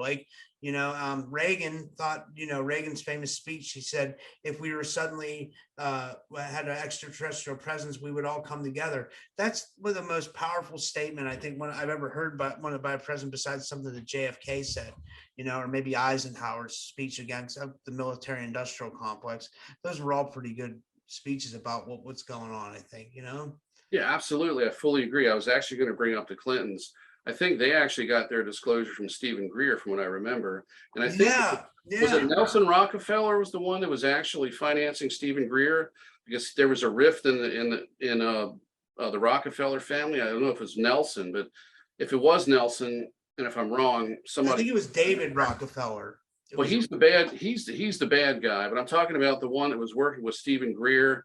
And there's pictures of Stephen Greer walking with the Clintons and one of the Rockefeller family. And according to Greer, this particular Rockefeller family member, there was a full disagreement about, disclosure with extraterrestrials. So he bankrolled Stephen Greer for a while, from what I understand. I think it was Nelson, but I'm not sure. But even the Clintons, and they're insiders to all this criminality and everything, and all the, they're establishment people. They couldn't even get this information, because, like Stephen Greer said, it's not your position within the government that allows you to get access to this information. It's a need to know basis, and it has to do with the fact that if you can keep your mouth shut and you have a need to know, then you'll be utilized and you'll be told certain things, but you're only going to be told certain to a certain level. What do you think about the fact? I was thinking about this. I'm so sorry. I get excited because we're talking about stuff. I want to ask you your opinion on this. What do you think about the fact that the government might have bought out certain podcasters? I'm not mentioning any names, and told them to put out certain stuff. They let them go. Their channels never get touched with anything. They're fed certain information. I don't even know who it would be. I don't have my eyes on. I'm not blaming anybody. I'm not saying anybody's like that. But do you think they've infiltrated the podcast scene too? Yeah, and I want to give you all the names too. I'm just messing with you. I don't want to do that. I don't have all the names. I have a mental list of people that, and it's not just podcasters. It's people that are in the Starseed community that seem to come out of nowhere and have every door opened up for them. It is. I've always found that weird, right? It is. Yeah. Well, that's because there is a system going on there. Behind every Starseed, behind every Starseed, but more importantly, behind every influencer, whether it be social because you have like two different types, and I've actually broken them up in two different categories. You have the social implants, which are the people. I would consider you a social implant as well as myself and others, because you're out there on social media and you're actually doing something constructive. But then you have the social influencer types, and these are your viewers, and these are people that just go about their life and they talk about this stuff, and they carry this belief system that influences others. So they do the legwork for everybody else. We do a little tiny bit of it, and all the rest of the people, the influencers collectively, socially engineer the population. So it kind of starts out with us and spreads out exponentially. But yeah, I would, yeah, for certain, there are people out there within this community that do have ties to the intelligence agencies. It doesn't mean they're bad. I would say Linda Moulton Howe, Stephen Greer, other people would have certain ties to the intelligence communities. They may think that they're talking to somebody trustworthy, but oftentimes they're not. And I wouldn't trust anybody from an intelligence agency at this point. I would avoid them at all costs. And I would I would look inside, and I would awaken myself psychically, and I would connect with positive extraterrestrials and other people like myself, and I would get the disclosure that way, because that's where this is moving. The future of disclosure is not the government, it's not these whistleblowers.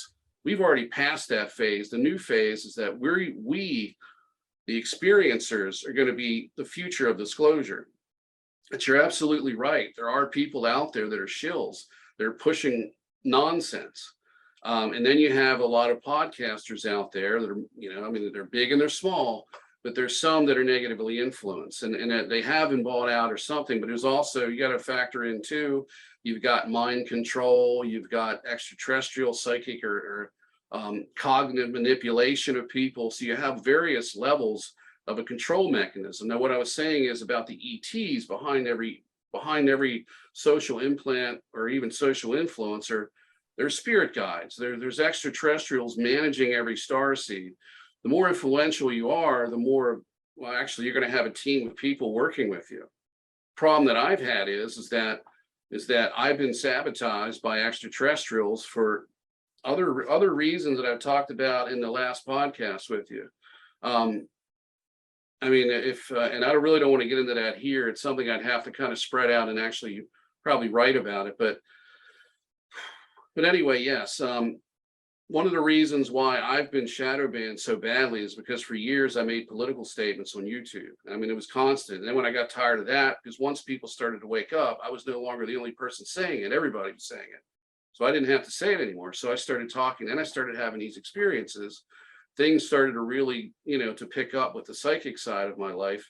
And then I started having these contact experiences, and I was leaving very provocative statements on YouTube, and of course they build a file up, and eventually, if you go public and start talking, they shadow ban the hell out of your channel. So they don't want me to talk. I mean, and I'll tell you in a moment something that happened to me just a couple of weeks ago with a Draco reptilian. But yeah, there's a system. And like I said, there's a system of extraterrestrials that are engineering this entire awakening. They're influencing the social implants. So it's kind of like we have like this. It's like for each and every one of us, there's a bunch of ET talent agents that are out there making deals. So it's like if I wanted to go on somebody's podcast, and I'm going to send them an email, and I'm going to say, hey, my name's Nate. I've had all these experiences. I've done this and this and that. You can check out my work here.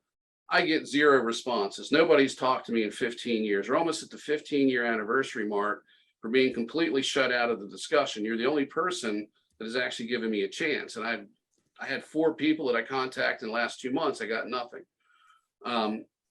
And that's the way it's going to be for a while. It may stay this way. I don't know. The state of affairs may be so bad, but from the ET side and as well as the human side, that I'll never be known by anybody except for a small number of people, because that's the way the system wants it. But yeah, so anyway, if I were to contact somebody with a wild story, even though it's like, say it's a true story, but it's really outrageous, and then suddenly everybody wants to talk to me, that's because behind the scenes at a subconscious level, the extraterrestrials have arranged this. So they've subconsciously programmed the person that I'm talking to or contacting to pay attention to me and take me seriously. And they actually, and it has to do with the higher self. The higher self would agree, the whole interaction would be confirmed. Okay, now we're going to put him on a podcast. For me, it's the exact opposite. Keep him off the podcast at the ET level. At the level of, the big tech level, of course, I'm being shadow banned. So that's kind of the way the system works. Like I said, you have a hierarchy above that's at a subconscious level. That's the prison warden. You got below, you have the gang level, which is the government, which is big tech. Anyway, I wanted to talk about this Draco ET attack. I didn't really have an attack. It was an interaction. I have a friend from Avalon. He was describing, being attacked by archons, Draco extraterrestrials, along with psychic military personnel. Something I didn't bring up, and I brought it up in the last one. The military is using psychically enhanced people in order to carry out psychic attacks and psychic assassinations on people that they want to shut up. And they're doing it in conjunction with non-human extraterrestrials who are on the negative side of this consciousness simulation, or the stage war between, the good side and the evil side. So what happened was I was washing dishes one night, and it was kind of late. It was probably after midnight, and I had a sink full of dishes. And while I was about halfway through, I had this voice come over. It was a telepathic voice. And when you talk to the Dracos telepathically, they don't sound like a growling alligator. Okay, they sound like a person. I've had contact with Dracos that are really friendly, cool people that I'd like to talk to again. They're just like us as far as personality goes. They can be as friendly as could be. They could be your best friend, but if they're in the role of an archon, they're going to sound like a Bond villain. So this individual, a Bond villain, or something out of the Super Friends cartoon, like the Superman's enemy or Spider-Man's enemy, like a kind of a mythical villain, and it's like it's all a facade. Yeah. So I get this contact, and this person, or this reptilian, says to me, "We can free you from your body." And I stopped, and I thought to myself, I'm like, okay, I could have got I was hoping for the Illuminati phone call first, which I never got. I never got the Illuminati phone call yet. I guess I'm not popular enough, but now I got this Draco in my ear, and I could sense who it was. I could sense that it was a non-human entity, but they weren't showing me their appearance. It was part of the psychological warfare aspect of this. We're not going to show you what we look like, but you're going to feel it and sense it. So he says this to me, and I felt like saying to him, well, where were you when I was a depressed teenager and I wanted to die and I didn't want to be here anymore? I could have used you 30 plus years ago. And that's what I kind of thought to myself. And it was just like a joke, like a sarcastic comment. And I said, hold on a second. I said, I would really want to talk to you, but you need to let me finish here. So I prematurely stopped my dishes, and I went and I sat down, and I started to communicate with him. And I was like, hold on a second. I want to know how the wife and the kids are, right? And this is actually what I said to this individual.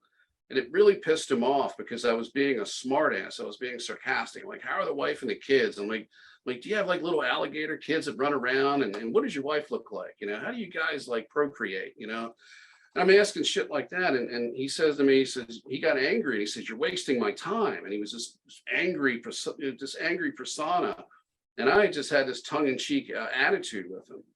And I was doing it on purpose to make him angry, because I don't get intimidated by this stuff. I've been through enough of it. I've been through far worse than anything that he could put me through.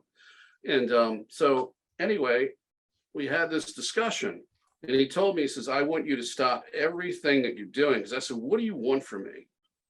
And he says, I want you to stop everything that you're doing. I'm like, what? And I said, the project. He says, everything that has to do with it. I want you to stop it all. And he says, if you do that, we'll spare your life. And I said, I'm sick. I've got a heart condition. I said, I can barely walk 100 yards, and I feel like somebody's sitting on my chest. Like, what are you offering? You're not offering me any incentives here. I said, I'm going to die anyway. So what's a couple of months taken off? And I said, you need to understand something. I came here to do something, and an opportunity was taken from me. And I claimed this for my own. I demanded that I was given something to do before I leave. And I said, you're not going to take that from me. And I said, I don't care if you kill me. But I said, because there's plenty of people coming here. And I used the shark tooth analogy. I said, it's like a shark's tooth. Like, it loses a tooth, there's a whole row of teeth behind it. I said, if you kill me, you've got a couple hundred people coming behind me to fill my spot. So what is it going to benefit you if you take me out? And he said, we want you to stop. And I said, sorry, you can shove it. I said, I'm not doing it. And then he made a more enhanced threat to me. He says, we can take your soul after we kill you and hold it hostage and torture you. And I said, oh, wow. And I said, and this was really supposed to get to me. And I just said to him, I said, oh, that's interesting. I said, you do know this is a LARP, right? I said, have they filled you in? Did you get the fax or the email? Did you get the bulletin? that literally says that we're in a type of live action role playing here, a simulation? I said, augmented reality. I said, there's rules of engagement here. I said, you can't do that to me. And he said, yes, we can. And I said, no, you can't. And then he said, yes, we can. And he left, and he laughed maniacally. He said, we're going to get you and your soul or two. It sounded like Freddy Krueger. And it was just to try to intimidate me. And immediately after he left, I still had Orban with me. Orban has been missing for a while. It's a whole long story. He'll be back eventually. That's my Hot J in contact.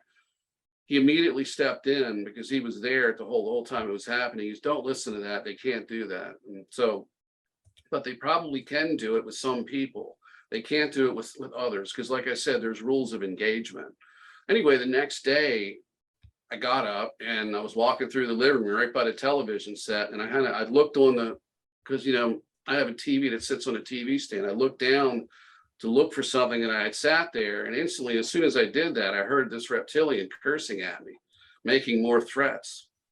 Anyway, that night, I believe I had sent an email to my friend, another contactee that has more abilities than I do, and anyway, he took care of this reptilian. I don't know if he injured, he ran it off. He didn't really get into the full details with me, but so that was eliminated. But that was the first time that I had that experience like that, and I never had a problem with reptilians before that. And I asked him, I said, what exactly was that? I said I was hoping for the Illuminati phone call, but I got this guy instead. He says, well, that's how it starts. And I said, really? And he said, that's what happened to me, and it's happened to others. It's like the initiation into the game. And what he was doing was he was coming to me and saying, okay, we want you to stop. If you bail out of this, you won't be involved in it. And he also told me too, he said, this isn't your fight. I said, what do you mean? I said, I made it mine. And he said, you should just go on with your life and do what you want to do and live the rest of it out and not be part of this. This isn't your fight. And I said, I want it to be my fight. So that was another thing that he said to me. So what he was trying to do is it was kind of like engaging your enemy and saying, hey, you don't need to be part of this. If we can get you out of the equation, it makes it easier for our side because we don't have to deal with you. Wow. And they're probably doing that to a lot of star seeds, right? I think so, but it depends on how far you go. I mean, there's people that never get bothered. There's people that have negative energy attachments, and occasion minor things happen, but they never get physically beaten up. And I would have gotten beaten up just in the last couple of weeks if it wasn't for these abilities that came out of me. For example, I had another incident, and this was right after the podcast with you. It was actually the same night. The same night. No, wait a minute. No, it wasn't. It was after I got beaten up. I don't know. It's probably because these things happen so much. I don't know the chronology of it. It all kind of comes together like a blur. But I remember laying down in bed, and I got to wear a CPAP machine, so it's a process. I put it on, I strap it on my head, and I get the pillow right, and I lay back. And as soon as I close my eyes, instantly my third eye opened up, and it was this gray landscape. It was dark, but it had like some gray hues to it, like there was a dimly lit light that I couldn't pinpoint where it was coming from. And I saw this horde coming at me. It looked like a bunch of grays, but they were black skinned, and they had glowing red eyes, and they had spindly arms. And instantly, without even thinking, I turned myself into basically a freestanding stack of razor blades. It was like swords. It was kind of like a Cuisinart or like a food processor. And I just hacked them. I hacked them to pieces. And I remember the last thing that I saw was a severed forearm about maybe that long. And I was looking at it, and it had 5 fingers on it, but it was really spindly. It was like the forearm. Well, the whole arm was the same circumference. It was like this long tubular arm that had an elbow joint in it, but there wasn't any muscle definition. There wasn't any size, it was all the same size. It was a non-human entity, but it was actually what it was is an AI thought form attack. Wow. And I found another contactee online who was murdered by the government. I'm going to do a video about him. He referred to these AI thought forms as a AI weapon system.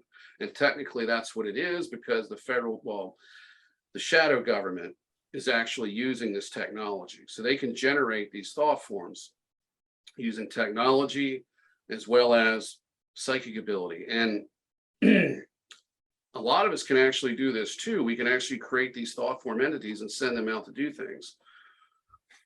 They did that back in the day in witchcraft too. Like I used to listen to a witch that used to come on Art Bell. Her name was Evelyn Paglini. She talked about how people could use animals as they call it a familiar in witchcraft, and the familiar does tasks for them, or you can see through the familiar's eyes. It's really interesting. Was she referring to these as physical entities or physical animals, or was she referring to? I think she makes it, and it's an astral type animal. Yeah, that's exactly what it is. It's the exact same thing. You can program that however you want to. You don't need to have something that attacks people like a little creature. I've been in psychic warfare exercises when I was in a Joy of Satan group, because that was one of the things. After I posted something about a pet. I had an experience, which I talked about in one of our first interviews, where I had an entity come in the room and it put its hand on my left side and it charged me up full of energy. I'm sure you probably remember that discussion. Yeah. I know you have a lot of it. I don't know, for some reason I think you remember that one, but yeah, where was I going with that? Not to scrap that idea. I've lost it. Yeah, it's almost 8:40, so we can go maybe like 5 or 10 more minutes, and we might have to do a part 2 if that's okay. Yeah, we can do a part 2 any time. I'm sort of getting to the point where it's like I'm kind of losing track of what I'm saying here, because we've kind of covered a lot of distance. You want to just find a way to sum it all up and maybe or whatever you want to do, Well, best way to sum this up is there is one other thing that I wanted to say is I spoke about a shift taking place. What's interesting about this is one of my contactee friends, the one that helped me out with that enemy, with the reptilian attack, is I was told in a couple of months, the situation that I'm in, where I'm restricted on what I can do psychically, is going to stop. And what they did is they told me 3 months, and I think we're down to about a month of that weight right now. And I mentioned something to him, and we were actually saying this at the same time to each other, because he was getting ready to tell me, and I said, hold on, because he said something about 3 months. And I said, no, wait a minute. I said something about 3 months, and he says, wait a second. And he told me what he had gotten, as well as the other contactees that he knows. These are very advanced people, by the way. And what he told me is that there's an upgrade coming for some of us, not everybody. And this isn't some grand awakening. It's not some sort of solar storm that's going to make us all psychic. That's channeled garbage. And that's this, GFL stuff, which is an intuitive exercise to get us to discern what's really true and what's not. You can't discern something that isn't true unless you have, you can't discern what the truth is unless you have lies to compare it to. You have to have the yin and the yang here. So a lot of this channeled information is very, very cyclic. It's repetitive.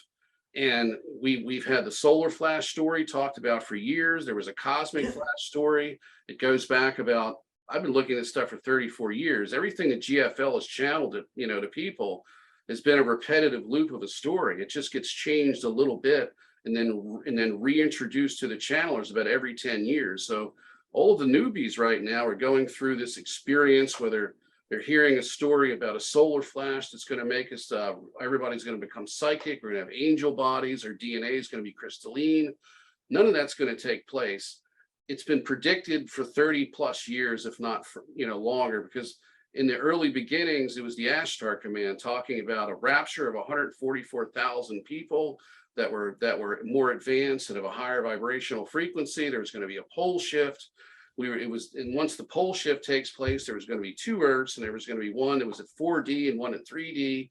None of that took place. A lot of channelers sold books, and they made a small amount of money on it, and so on and so forth, and none of it happened. And then we got into the later stage, where it was another 10-year period where we had the same stuff being told. And then now we've got the 144,000 again. I think that's supposed to be people coming here to save us. anytime you hear somebody channeling the Galactic Federation of Light or worlds, it tells you that we're all going to be saved and we don't have to do anything.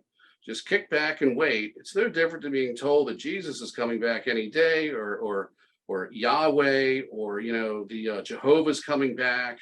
It's the same stuff, because these are the same entities that gave us the religions, and are giving us just a different version of it. It's the space age version of Christianity and Judaism and Islam being pumped right back in. The channelers of today are the prophets of old, and we need to really focus on activating ourselves and actually getting in tune with our higher self. And if you talk to extraterrestrials and they're pushing this stuff, question them.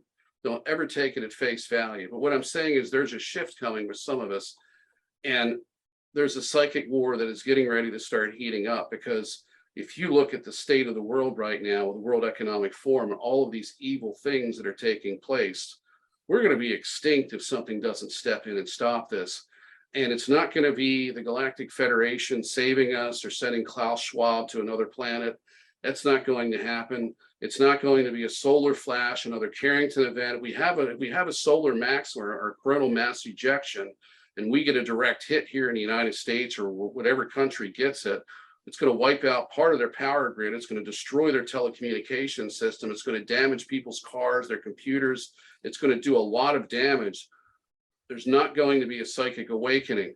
And I was questioning that, and I was in a forum, and I brought it up, and somebody said to me that Dr. Sala, and this is an exact quote, and maybe I have this wrong, because I said, well, how come the last Carrington event we had didn't create a psychic awakening?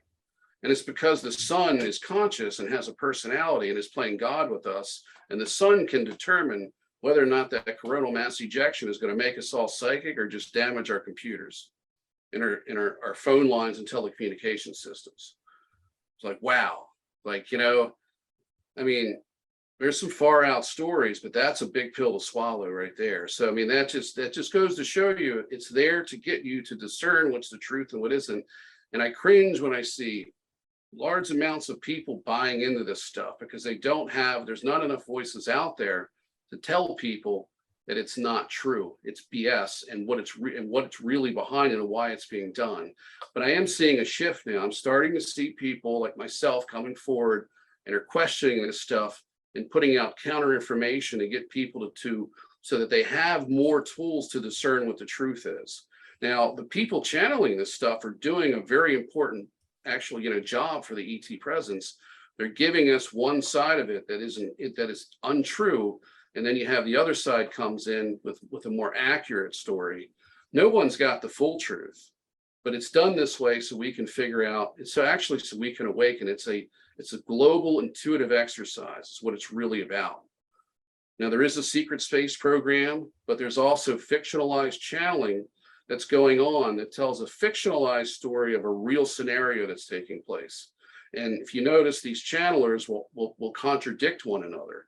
And then what the ETs do is they'll tell you, okay, well, so-and-so is being talked to by the enemy, so you can't trust that person. And then these people fight amongst themselves. And it's like I said, you never turn your back on someone who's also a channeler, who's a star seeder, an influencer.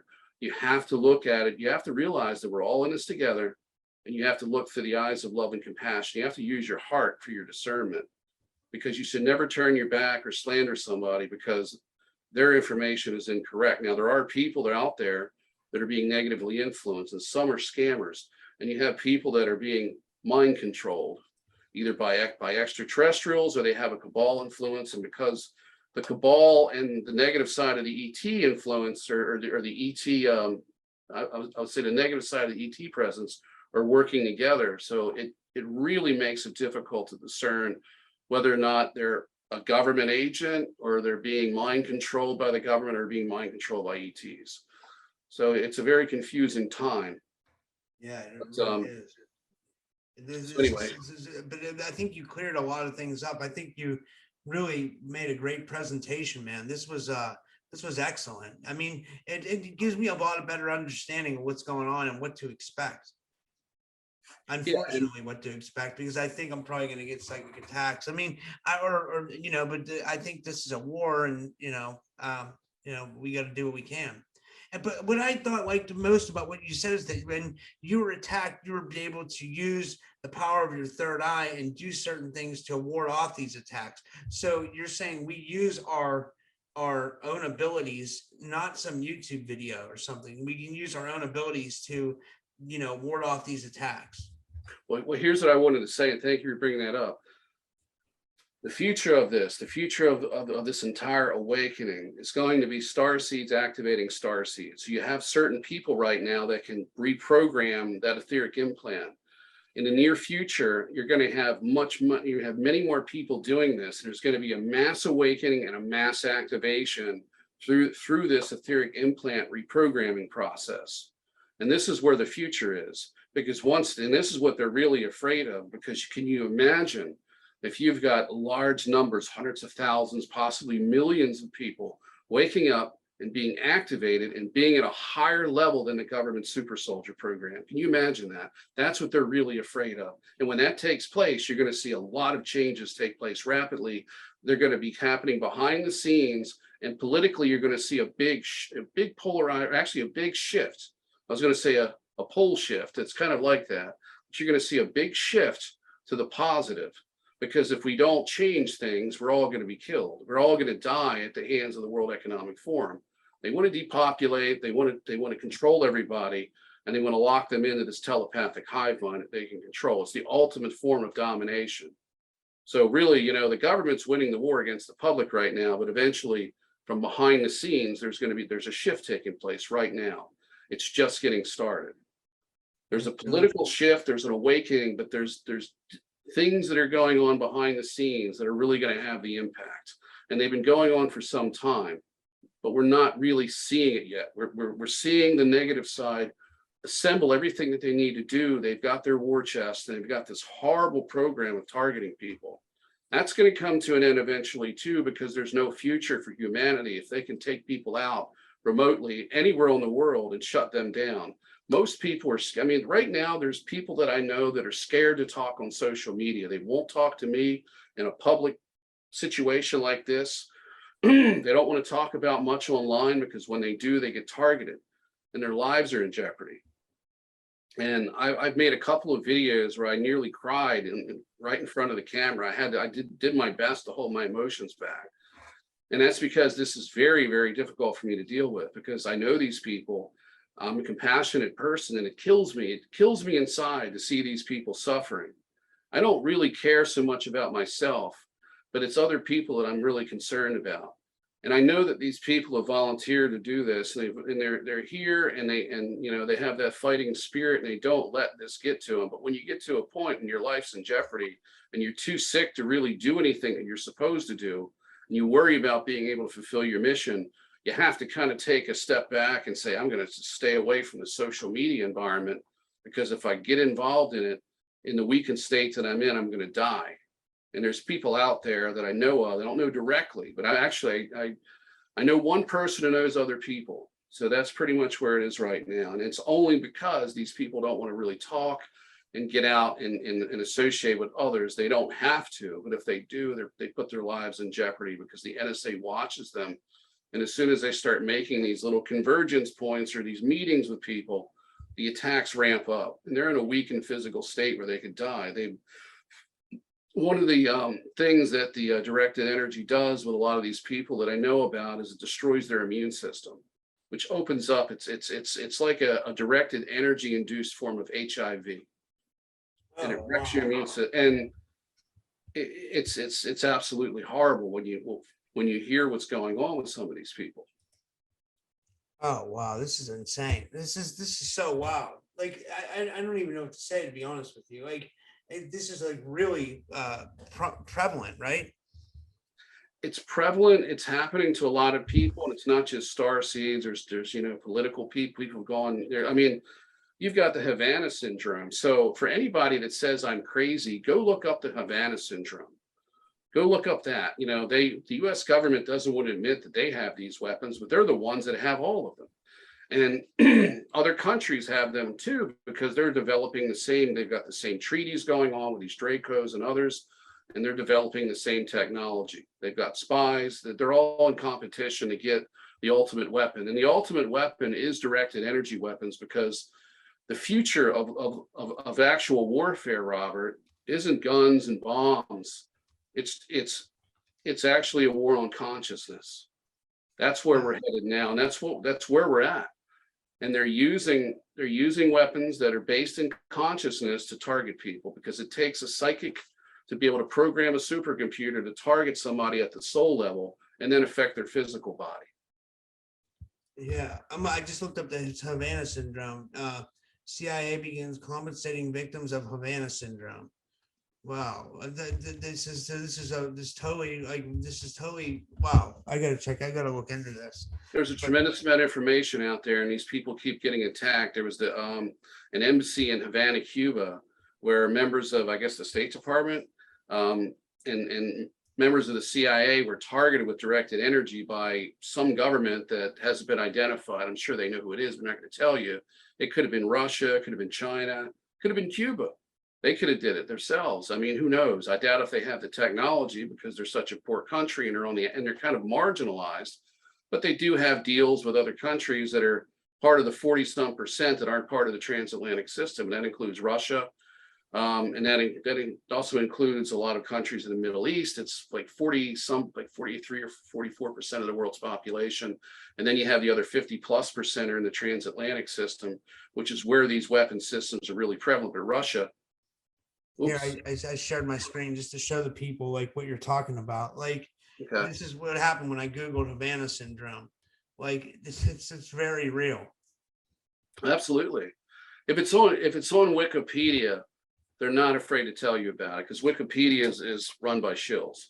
Well, here, it's this one. Here's the article here. But you're going to see my pointer. It says CIA begins compensating victims of Havana syndrome. Yeah, and if you look at that, see that image of that. There's like a right here page. No, right next to that, right in the center. There's a page right there. That's probably talks about the Havana syndrome. And if you look at that, you'll find some of the things. Well, that's depression, insomnia, okay, nausea. Yeah, all these things are symptoms of what can happen when you get hit with directed energy. And there's a variety of other ones. They can actually inflict pain. I had my arm actually, it felt like somebody had a TENS unit hooked to my right arm, and I was doing a video edit a few weeks back. It was actually a rhythmic type spasm that was just like having a TENS unit attached to yourself, with a programmed spasmatic sequence to it. And I have nerve damage in my body, but I've never experienced that. And this all started after this crap started with me. I started hearing audible tones, not ringing of the ears. I mean, I've got a little bit of hearing damage from firearms and stuff like that, and loud. I had a military truck that I drove for about 10 years that was loud and obnoxious, and that affected my hearing a little bit too. So I have a little bit of ringing in my ears, but this was a tone like a tuning fork. There was different notes to it. And I started hearing stuff like that. And then I started getting pain in parts of my body. And I think more or less this was a warning signal. It's just like, you need to stop. And it coincided with the reptilian attacks and the AI thought form attacks and so forth. But what I do know is that starseeds generally don't get the gang stalking as much. They don't get the satellite driven, directed energy mind control, because that's also part of this. They call it neural monitoring, neural network monitor, something like that. There's a lot of different terms that are out there online that you can look up. We get we get the standard directed energy, but we also get the Draco reptilian attacks, which is the different. It's like the Dracos have said, okay, these guys are too hard to target. Let us take care of it. I wanted to mention one last thing, Robert, before we close this up. I was told, and I wasn't the only one that was told this, there's others, that either very soon or not too far from now, some of us who are in this are going to be getting upgraded to the point where we can actually deflect the directed energy attacks to a certain degree, maybe 80-90%, not completely. Because if they don't do this to a certain segment of the starseed population, the bad guys are going to win. And I think that's really the thing, to take away here, is that there is hope and there is help coming, but it's not here yet. Yeah. Well, I mean, I think we have the power of consciousness. I think we have the power that we can deflect anything if we use our will, and I think some of us are protected. I really do. I think a lot of us might be protected, and I don't think the government even knows that how protected some of us might be. You know? To a degree, and I think a lot of that protection has to do with how far the ETs that handle you are willing to, to push you into things that would put you in harm's way.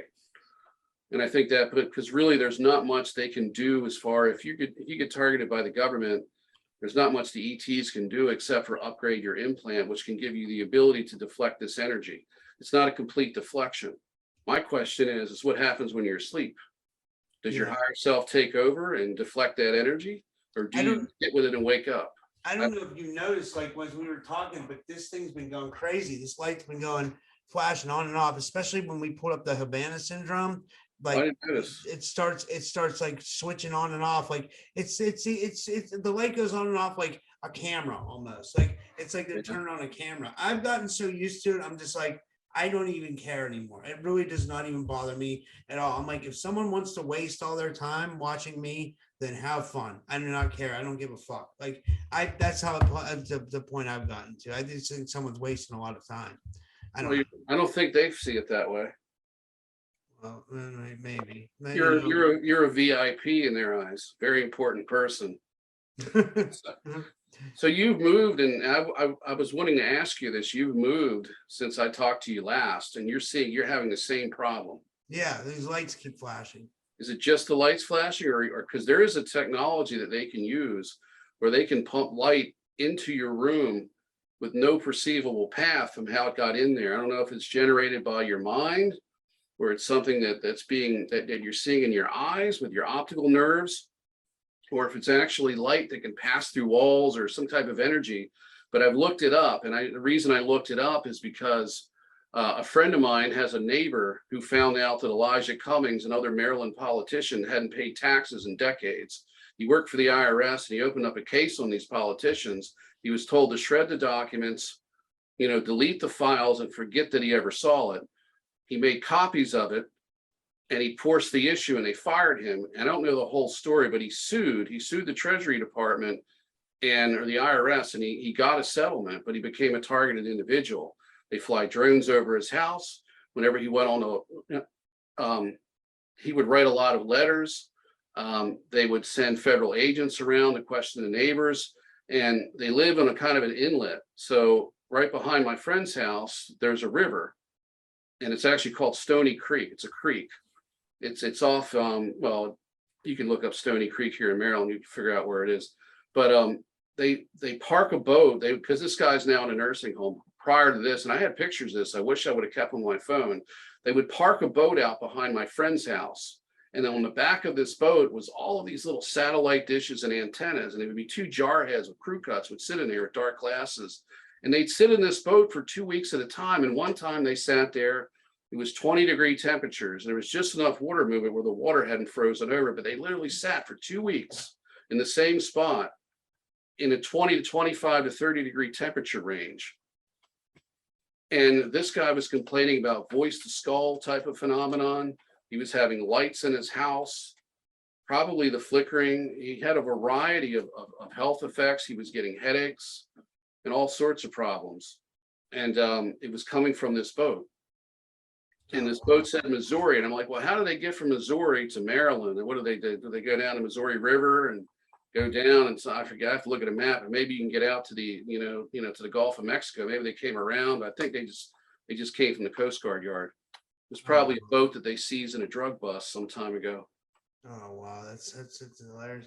Well, anyway, I got to do another show, but do you want to tell everybody where they can find you and stuff like that? Yeah, right now I'm really behind on my project. So the only place you can find me at the moment is Hajan Contactee on YouTube. I do have a website that I'm getting ready to start construction on. I've got a page up. It's called the Planetary Consciousness Project. That's the well, the web address on that, you can actually find a link on my YouTube channel. I'm also going to be working on the Voices of Orion project as a side project now instead of the primary one.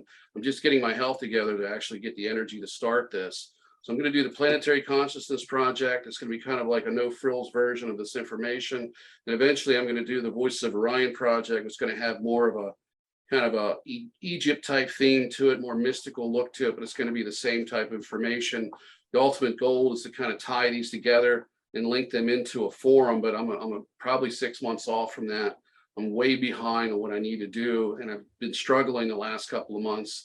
I've got heart failure, hormone issues, and a few other things going on with me that I'm just starting to get under control to the point where I've got energy where I can do things. So before I was suffering from extreme fatigue and a lot of like fog. I couldn't think clearly. So that's what's really held this up. And I've got a lot of ET interference. Now I've got all this other crap happening to me too. So it's kind of like a big question mark of how far I'm going to get with this. But right now it's just a YouTube channel, Haj and Contactee. But I'd say within 2 months, there's going to be some type of a website, and I'll start to do a lot of writing, because that's where I really shine, is actual writing instead of talking. And I'll be able to put out a lot of information and then do videos that coincide with that information. So it'll be a lot of the same stuff. The goal here is really to create what I would call a virtual temple complex, which is to create an online community of starseeds, because once you bring people together, it gives the extraterrestrials a chance to start networking these people together for specific purposes. That sounds great. And I think we got to do, I'd like to do a follow-up here soon. Like, I'd love having you on the show. You always bring so much good information, man. This was awesome. Well, I'm just here to help while I'm here. Yeah, I love it though. I think you really bring, I think people are going to find a lot of value in this. And people that are wondering what's going on, this is like a good, maybe people might have to go back and listen to this a couple times, but I think it'll sink in and it'll get to people. And I think that's what we need to do. I'm going to put this everywhere on Rockfin, Rumble, YouTube, Spotify, everywhere. But yeah, well, thanks, man. And I'll be in touch, and we'll get a hold of you soon.